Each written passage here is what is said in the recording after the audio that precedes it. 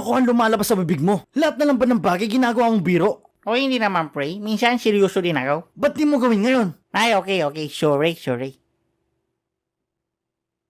Gusto mo ng joke? Kakasabi ko lang eh. Ano ang tawag sa taing hindi mo inaasahan? Ano? Edi unpredictable. Namertabid ka talaga. Kailan ba matatapos to? Okay, dalawang tanong na lang, pre. Tapos punta na tayo sa Quickie Talk. Game ka pa ba? Okay, game. Saan mo nakikita ang sarili mo in 5 years? Alam mo yon, gusto ko sana magkaroon ng... Okay, meron lang ulit tayong commercial break. Babalik din tayo, mabilisan lang. Bakit lagi mo na lang pinuputo? Shh! Wag ka nga.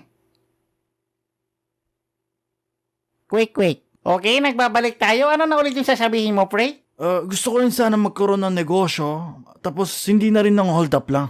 Oh, bad boy. Ano sabi mo? Wala. Sabi ko, good boy. Maganda yan, pre. Ako rin gusto ko rin magnegosyo. Ikaw, saan mo ba nakikita sarili mo in 5 years? Lasing. So, nandito na tayo sa ating mga beauty quickie questions. Ready ka na ba, Roger? Sabing wag mo sabihin pangalan ko. Nakakaintindi ka ba? Paboritong pagkain. Teka. Siguro adobo. Favorite alak. Hindi ako umiinom eh. Oh my gosh, beauty quickie, hindi slow mo. Hindi nga ako umiinom. Favorite kulay. Orange. Tanggol o sikidlat? Teka. Idol ko si Tanggol pero ang astig kasi ni Kidlat. Ang bagal naman nito. Teka lang kasi. Baril o kutsilyo? Siguro kutsilyo. Pero mas nakakatakot ang baril eh. May jowa o wala? Meron. Love you babe. Same, sana all. Favorite na kanta? Teka. Marami. Ang burak mo naman magsagot. Ang dali-dali lang ng mga tanong eh.